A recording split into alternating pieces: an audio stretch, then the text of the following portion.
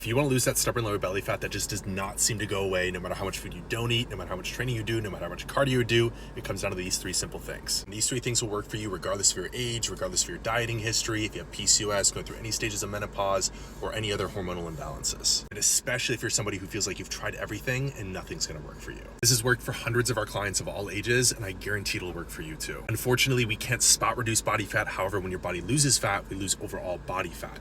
And these three steps are going to show you exactly how to do that. Step one, we need to create a calorie deficit and figure out how much protein you should be eating per day. Instead of sending you to a random calculator on Google to find these numbers, we can set up your calories and your protein through simple equations. To find your deficit calories, you're going to take 11 times your current body weight, which is going to give you your overall calories. To find the amount of protein that you should be eating per day, you're going to take 1 times your goal weight, and that's going to be how many grams of protein you should be eating per day. The most important thing here is to come in at or slightly underneath those deficit calories while trying to get close to that protein goal number each and every single day. If you're ever not progressing or you're hitting a plateau, always come back to those calories and assure that you're either coming in at or underneath those. Most times when most people aren't seeing progress, they're spilling over those calories. Number two, start resistance training. I recommend 2 to 5 times per week, depending on your schedule and depending on how many times you can actually get into the gym. The main thing you want to focus on with your strength training on a week-to-week basis is making sure that you're progressively overloading. All this means is you're trying to either do an extra rep, add more weight to the bar, or improve in that exercise. When we're strength training, we can build muscle. When we build muscle, it improves our metabolism by increasing our BMR, which means you essentially burn more calories around the clock